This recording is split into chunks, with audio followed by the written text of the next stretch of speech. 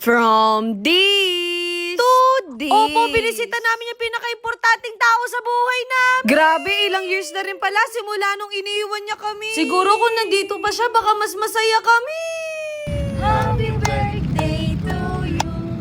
At eto nga, medyo malungkot ako ngayon. Pasensya na kayo, pang MMK muna ang atake natin ngayon. Ang dami nagsasabi na ang swerte-swerte ko sa mga magulang ko. Kasi totoo naman na pinalaki kami ng maayos, no? Hoy, di ka sure. Sa totoo lang, etong guest room na to, meron talagang nagmamay-ari. Opo, may multo talaga natutulog dito. Nagbabayad naman kasi siya ng renta dito, kaya sayang naman. Sakto, may lakad talaga kami nila mama at papa ngayon. Hindi kasi kami pwede mag-absent, baka mamalasin kami. May kikitain din kasi kaming tao, kasi 11 years na din kaming hindi nagkikita. Nagtatampo na nga sa amin kasi hindi na namin napupuntahan. Lagi ko nga sinasabi sa kanya na nabisi lang talaga kami. Kaya sina mama sobrang excited nilang makita siya. Opo, kahit ako excited na rin.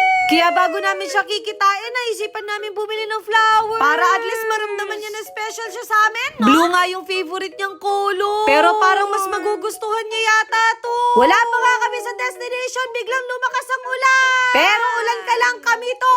Minsan gusto ko yung ganitong weather. Kasi mas napapasarap yung tulog ko kapag ganitong maulan. Kaso kapag ganito, mas lalo akong tinatamad, no? Birthday kasi nang pupuntahan namin, kaya bibilhan namin siya ng cake. Pero hindi ako makapili kasi napaka-Japanese. Huy, hindi ka gagano. Opo, tentahin na rin yung nagbe-birthday. Ube flavor nga yung pinili namin kasi mas gusto daw to ni mama. Na para bang siya yung magbe-birthday, no? Medyo nagmamadali na nga kami kasi kanina niya pa kami hinihintay. Kaya nag-visit muna kami sa simbahan para mabawasan naman yung kasalanan natin. Pero dahil hindi na kinaya ng gutom namin, nagtusok-tusok muna kami. Opo, kahit ganito lang kainin namin, sold na kami. Kaya sa mga nagsasabing mayaman na ako, hindi po ako mayaman. Kumbaga, bless lang tayo. Lagi kasing pinapaalala sa akin ng mama ko na dapat lagi ka pa ring humble kahit anong ma-achieve mo sa buhay. Kasi mas doon ka talaga ibe-bless ni Lord. At parang sinuswerte kami kasi tumigil na yung ulan. Opo, yung pupuntahan namin ngayon dito sa Puntod, no? Si kuya pala yung pupuntahan namin. Opo, may isang kapatid pa kami pero nasa heaven na.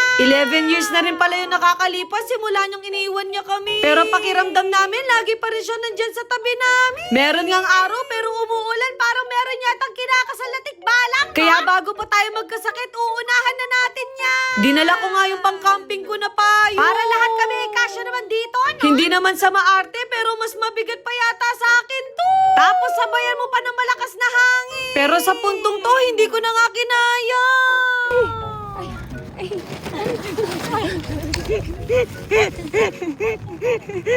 Hindi ko alam kung matutuwa ba ako o masasaktan kasi wala man lang tumulong sa akin. Opo, pinagtawanan pa nila ako, no? Sa puntong to, nararamdaman ko na nga yung pagiging emotional. Na-experience din kasi namin yung mahirap na buhay noon. Kaya siguro kung nandito siya ngayon, may experience siya yung masarap na buhay. Baka pati pagta-travel kasama namin siya. Nagkamali nga kami sa binili naming topper. Bakit naging anniversary? Isipin nyo na lang, birthday yon, no? Basta ang maipapayo ko lang kapag may mga problema kayo sa buhay, i-open nyo sa mga magulang nyo. O kaya sa mga kaibigan nyo, basta hindi nyo kinikimkim. Pero kahit wala na yung kuya ko, siguradong masaya siya sa amin ngayon. Lagi ko nga hinahabilin sa kanya na wag siya magpakita sa akin kasi takot ako sa multo. Pero kahit wala na siya ngayon, ramdam namin na ginagabayan niya kami lagi. Pasensya na kayo, medyo madrama yung vlog natin ngayon. Pag-iipunan ko nga yung mas malaking puntod ni kuya. Para hindi naman siya magtampo sa akin na tinitipid ko siya. Kaya naman happy birthday ulit kay kuya. Ayun lang. Bye!